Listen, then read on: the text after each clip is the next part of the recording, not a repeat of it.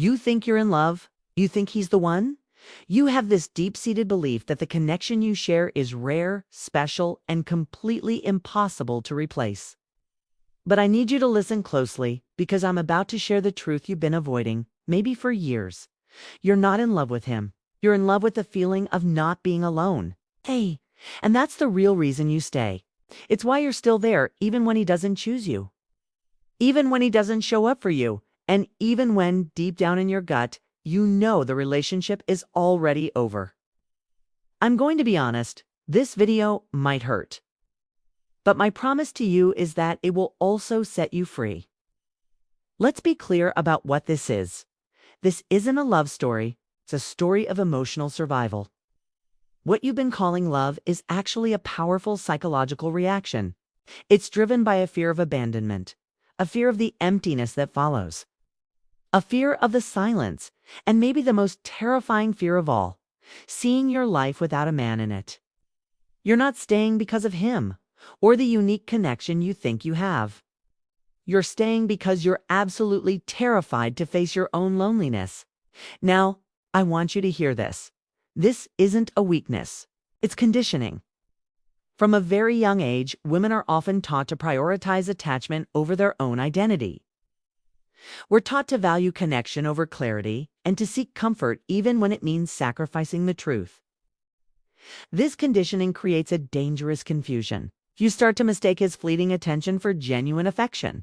You confuse the drama and emotional intensity for real intimacy. You take his mere availability as a sign of compatibility.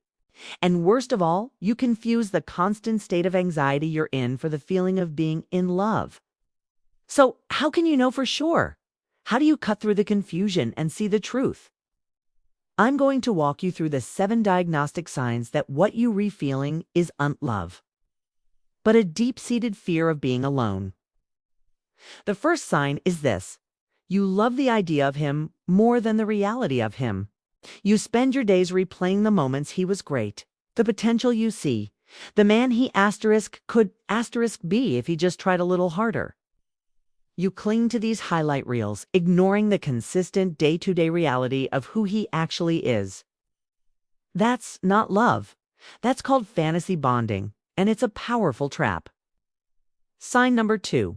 You feel relief, not joy, when he finally gives you attention. Think about it. When he finally texts back after hours of silence, or when he decides to spend time with you, is your first feeling an uplifting sense of joy and connection? Or is it a wave of relief, like your anxiety has finally calmed down? If your heart only settles when he responds, that's not a sign of love. That's anxiety regulation. He has become your emotional sedative, the drug you need to feel normal. This leads us to the third sign. You stay even though the relationship has grown in months, or maybe even years. Real love is expansive. It helps you grow, it broadens your horizons, and it pushes you to become a better version of yourself. Fear, on the other hand, traps you. It keeps your life small and stagnant. If you look at your relationship and see that nothing is evolving, nothing is getting better, yet you absolutely refuse to leave, you're not in love. You are emotionally dependent. Sign number 4 is a big one. You confuse emotional intensity with emotional depth. Your relationship is a roller coaster. The highs are incredibly addictive, making you feel like you're on top of the world. But the lows are devastating, leaving you shattered. That's not soulmate energy. That is trauma chemistry. It's a powerful, magnetic pull that often comes from unresolved past wounds. And it almost always masquerades as deep love because the feelings it generates are so incredibly strong. But intensity is not intimacy. Now for sign number 5. You are terrified of starting over. I want you to do a gut check right now. What scares you more? The thought of wasting several more years of your life with the wrong man? Or the thought of being single again? If the idea of an empty apartment and quiet weekends scares you more than a future of quiet desperation, you are not in love. You are afraid of the empty space his absence will create in your life. This brings us to sign number 6. You don't feel chosen, feel tolerated, and you accept it. You accept the crumbs he gives you because being tolerated feels safer than facing solitude. But let me be crystal clear. Love without feeling chosen isn't love. It's self-abandonment. You are abandoning your own need to be cherished and prioritized for the temporary comfort of not being alone. And finally, sign number 7. You know in your heart that the relationship is dying, but you keep arguing for its survival. You're the one initiating the hard conversations. You're the one trying to fix things. You're the one fighting for a future together. When you are fighting for someone who isn't fighting with you, that's not love. That's fear. It's the fear of losing your emotional anchor, even if that anchor is holding you at the bottom of the ocean. So, if you recognize yourself in these signs, what do? Where do you go from here? The shift that breaks this entire cycle begins with one profound realization.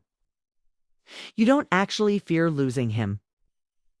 What you truly fear is losing the version of yourself that exists only when he's around. Think about what he gives you. He gives you a role to play, the girlfriend, the partner. He gives you a purpose, to fix him, to love him, to make the relationship work. He's a constant distraction from your own unanswered questions, from the career you've put on hold, the friendships you've neglected, the personal goals you've postponed. He acts as a shield, protecting you from confronting all the parts of your own life that you've been avoiding. Once you truly understand this, everything changes. You start to see that love is not supposed to feel like emotional dependency. It's not supposed to feel like withdrawal symptoms every single time he pulls away. And it is absolutely not supposed to feel like your entire identity collapses the moment his attention stops. Real love feels different. Real love feels like peace, not panic. It feels like clarity, not constant confusion.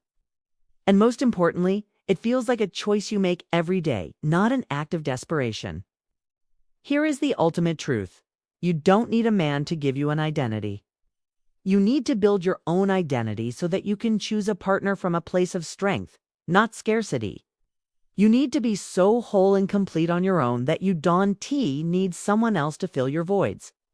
You are never truly afraid to lose him. All this time, you were afraid to meet the version of yourself that exists without him. But here's the secret. That version of you, the one standing on her own, is the one who is going to save you. She's the one who holds all the power. If you're ready for the truth, not comfort, not fantasy, not sugarcoating, then you're in the right place. Follow this channel because awareness is the very first step. And building your emotional independence is the only way you'll ever stop mistaking fear for love. Thanks for watching.